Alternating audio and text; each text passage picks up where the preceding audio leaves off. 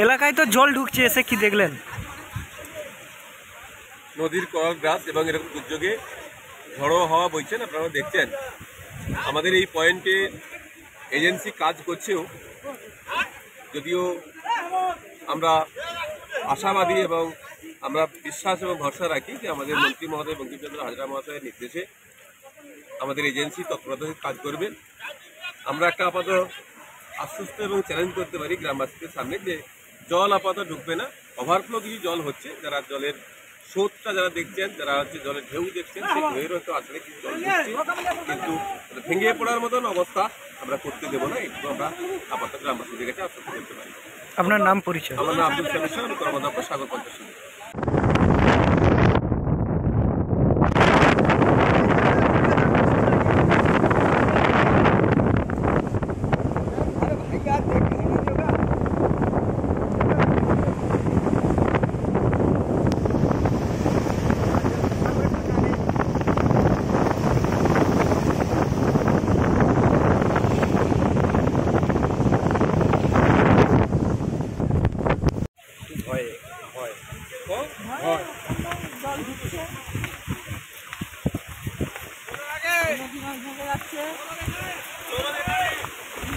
কেন ভাঙছে কেন?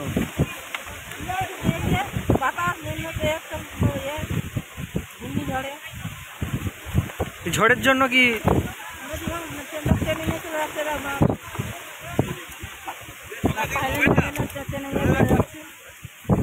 মেরামতি না যদি হয় তাহলে কি আরো জল? কি নাম আপনার?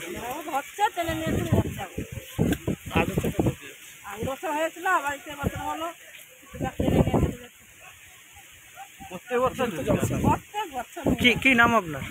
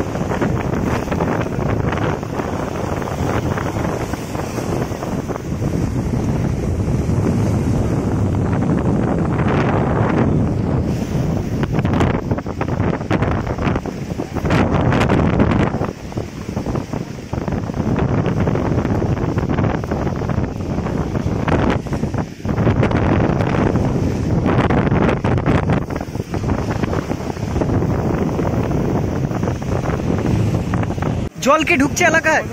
হ্যাঁ, জল কিভাবে ঢুকছে, কেন ঢুকছে? কেন? নদীর অবস্থা, বাঁধের অবস্থা খুব ভালো নয়, কাজ হচ্ছে কিন্তু কাজে কবে থেকে এরকম অবস্থা? এই কোটালে হলে জল ঢুকছে কবে থেকে? এলাকায় জল ঢুকছে, কতটা আতঙ্কে আছো? কি নাম আপনার?